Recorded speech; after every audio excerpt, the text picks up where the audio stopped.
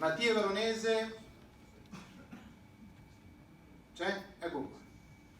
Si farà un intervento sugli enti locali, lui è responsabile della consulta per gli enti locali. Prego Mattia.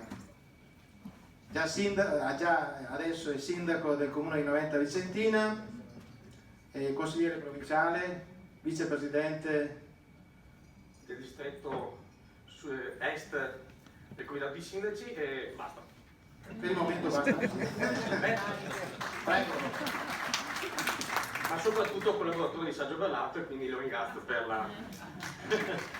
avermi dato la parola. Il mio intervento sarà molto breve, anche perché la consulta agli enti locali è nata da poco e ringrazio il portavoce di Vicenza, Vincenzo Forte, che ha voluto intanto iniziare da Vicenza, ma avremo modo di parlare di questo anche con le altre province. Anzi, il mio auspicio è che questo partito, che ha radici ben radicate nei territori e ben sa scegliere le persone giuste ai posti giusti nei territori, saprà sicuramente nei prossimi anni, anzi da subito, ma comunque avremo da fare un lavoro molto lungo per recuperare quello che è la forza della destra italiana, che è quella di essere in mezzo alla gente, essere tra la gente, essere per la gente.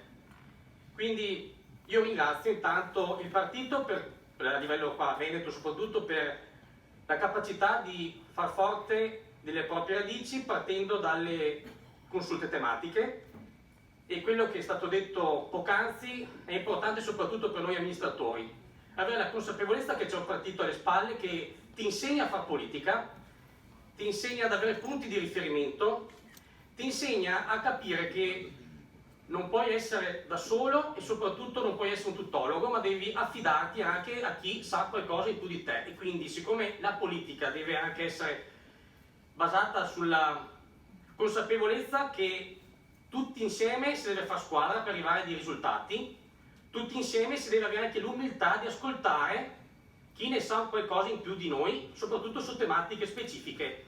Faccio un solo riferimento, visto che ha parlato prima di politiche sociali, anzi socio-sanitarie del territorio, ad esempio il nostro bravo medico Sandro Taverna. Lo ringrazio perché ad esempio su questa tematica importante i comuni hanno un ruolo importante, ma spesso sono inascoltati, perché spesso alcuni politici dall'alto pensano di conoscere le problematiche sociosanitarie solamente prevedendo delle leggi, delle riforme, senza tener conto quelle che sono le esigenze del territorio. Io provengo da un paese, Noventa Vicentina, che ha un ospedale che è piccolo, che è un ospedale di periferia, come dicevi tu, che è un ospedale che è stato in qualche modo difeso negli anni da una forte presenza degli amministratori locali del territorio, e adesso ci hanno promesso che verrà mantenuto, però la preoccupazione è che questo ospedale deve essere ancora difeso, perché probabilmente certe situazioni non vengono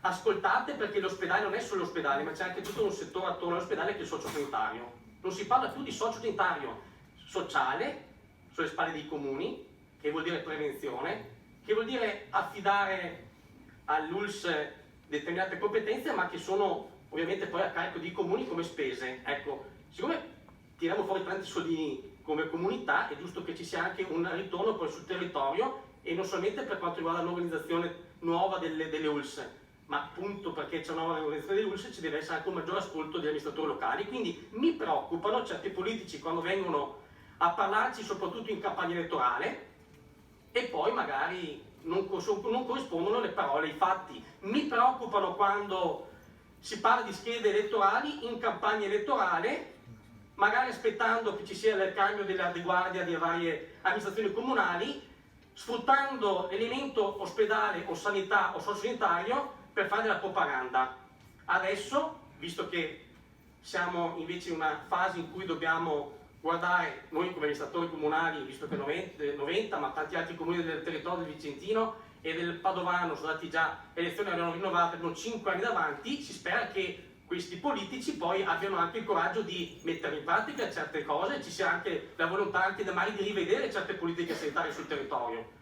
Poi c'è tutto quanto un discorso legato ai territori, soprattutto quelli dove ci sono piccole comunità, in cui c'è la volontà di far emergere la vocazione tipica dei territori legata al proprio artigianato, alle proprie industrie, ma soprattutto anche alla tutela del paesaggio. E soprattutto non lasciare in mano a pochi o a non elementi politici, diciamo così, tematiche importanti come quelle ambientali. Stiamo affrontando in tanti territori del Veneto situazioni di disagio perché magari la politica in certi momenti si è dimenticata di affidarsi a quelle che sono le istituzioni, da quelle regionali e dico ancora più ministeriali e in giù, fino agli elementi che sono a contatto quotidianamente col territorio, che sono i sindaci, gli amministratori comunali, i rappresentanti appunto delle categorie. Ecco, la politica deve sfruttare questa catena istituzionale per dare informazioni certe, puntuali, precise. Quando manca questa comunicazione diretta, precisa e puntuale, ci sono dei vuoti. E siccome in politica i vuoti vengono sempre coperti, possono esserci dei comitati che si formano ed è non da vedere negativamente questo, ma diventa negativo quando i comitati non trovano dei punti di riferimento e questi punti di riferimento a volte vengono cavalcati da altri. Ecco che appunto ad esempio tematiche come quella ambientale, della sanità, del sociale, dello sviluppo economico magari vengono prese da altri. Noi non possiamo permetterci di perdere questi spazi. Noi come partito dobbiamo pensare a non solamente amministrare il breve periodo, ma puntare anche ad avere un ragionamento più ampio di programmazione. E su questo siamo impegnati un po' tutti.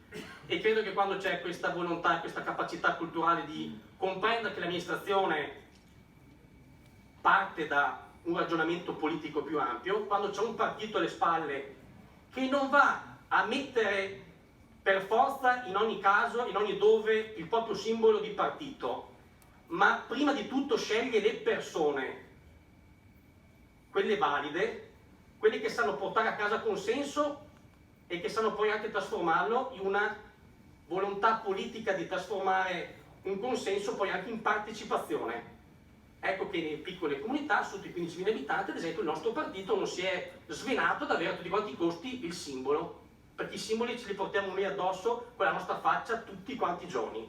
Poi avverrà il modo anche, lavorando bene e amministrando bene, anche di far crescere il nostro partito e quindi puntare al nostro partito che diventi una forza non solamente di piccola alleanza, perché siamo numericamente non ancora in grado, diciamo così, di essere, diciamo, non autonomi, ma indipendenti da certe alleanze. In realtà, come ha detto bene Sergio Barlato, anche i numeri ce lo dicono, devono anche gli altri alleati guardarci con un occhio di riguardo, perché possiamo anche noi dire la nostra e anche a breve tempo.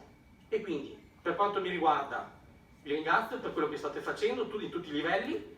C'è un lavoro grande da fare nel territorio e quindi diamoci da fare tutti. Grazie, buon lavoro!